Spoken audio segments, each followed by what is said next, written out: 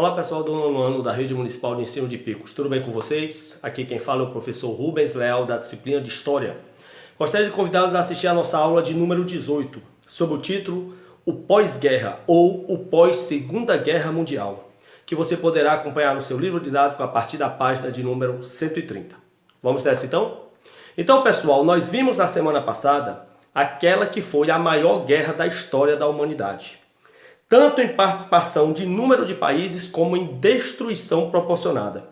A Segunda Guerra Mundial, iniciada em 1º de setembro de 1939 e finalizada em 2 de setembro de 1945, deixou um caos sem precedentes na história da humanidade. E o que nós veremos hoje é justamente o pós-Segunda Guerra Mundial. É o que nós chamamos de juntar os cacos da guerra, né? Reorganizar tudo que foi destruído ou parcialmente destruído pelo conflito. E a primeira coisa que nós temos que remeter ao pós-Segunda Guerra Mundial, sem dúvidas, é o Holocausto. A destruição, a execução, a morte de 6 milhões de judeus em campos de concentração nazistas espalhados pelo continente europeu. Havia uma cultura nazista disseminada por Hitler de antissemitismo, antijudaísmo. Os judeus eram vistos como uma raça impura, inferior, que deveria ser extinta do planeta. E Hitler disseminou essa cultura antissemita por todo o povo alemão. E durante a Segunda Guerra Mundial, além dos conflitos em campo de batalha em tropas militares, havia uma guerra silenciosa, que era a execução de 6 milhões de judeus. Além desses 6 milhões de judeus que caracterizaram o Holocausto, essa execução, o Holocausto, se vocês conhecem, é um termo bíblico que significa sacrifício. 6 milhões de judeus, pessoas civis que não estavam em campo de batalha, foram simplesmente identificadas, levadas aos campos de concentração e executadas impiedosamente pelo exército nazista.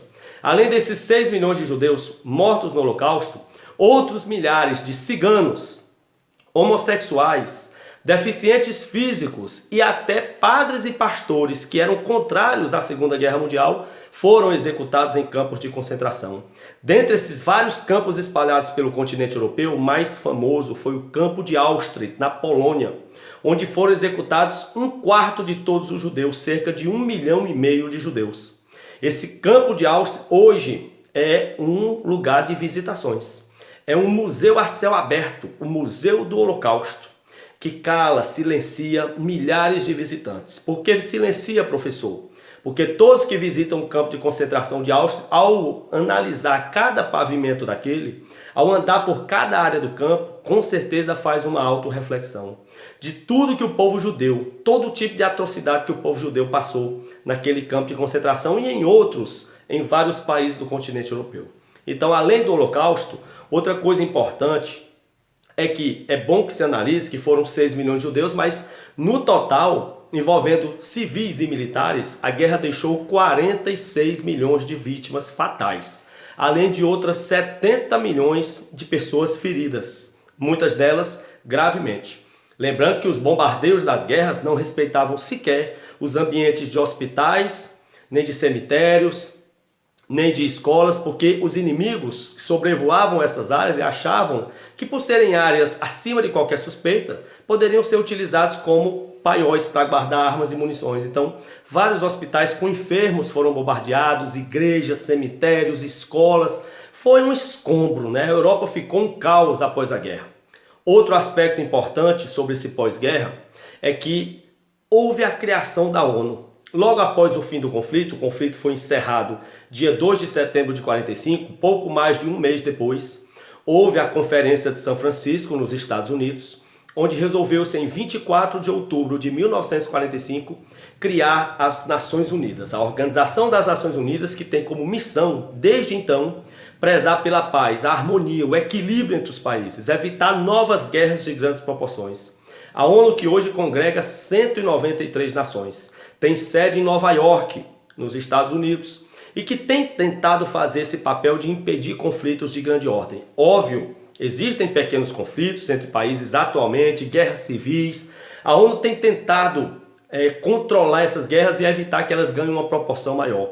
O fato é que desde o fim da Segunda Guerra, quando iniciou a Guerra Fria, o mundo sempre esteve às voltas de eclodir a Terceira Guerra Mundial. E a ONU teve um papel diplomático importantíssimo no sentido de evitar que as duas potências do pós-guerra, os Estados Unidos liderando o grande bloco de países capitalistas e a União Soviética liderando o bloco de países comunistas, a ONU sempre intermediou diplomaticamente a relação entre os dois e evitou que a Guerra Fria se tornasse a Terceira Guerra Mundial.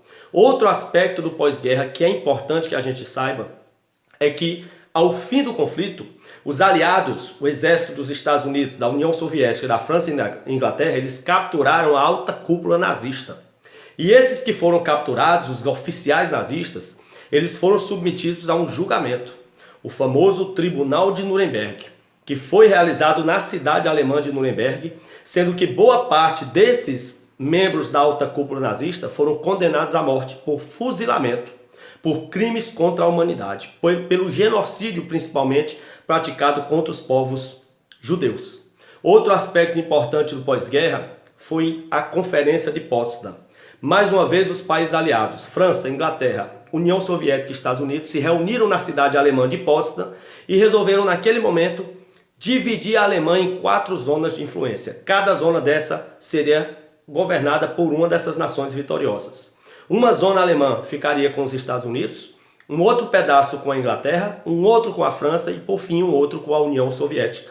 Durante a Guerra Fria, essas 3 zonas dos Estados Unidos, França e Inglaterra se tornaram a Alemanha Ocidental e a única zona que era soviética tornou-se a Alemanha Oriental. Todos sabemos que durante a Guerra Fria, a Alemanha se tornou 2 países. Então, as 3 áreas que referiam-se a Estados Unidos, França e Inglaterra tornaram-se a Alemanha Ocidental capitalista e a única área que era soviética, a Alemanha Oriental socialista. E por fim, claro, terminando a Segunda Guerra Mundial, com o caos instalado na Europa e a crise econômica de todos os países europeus, alguns mais, outros menos, mas todos em crise, emergem 2 novas potências mundiais.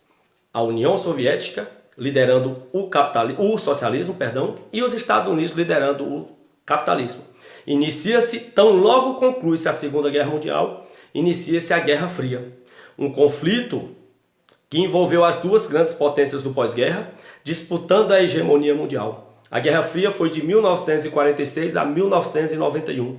Findou com a queda da União Soviética e os Estados Unidos se estabelecendo como grande potência. Só que isso é o assunto da nossa próxima semana. Guerra Fria. Eu aguardo vocês, um forte abraço e até lá.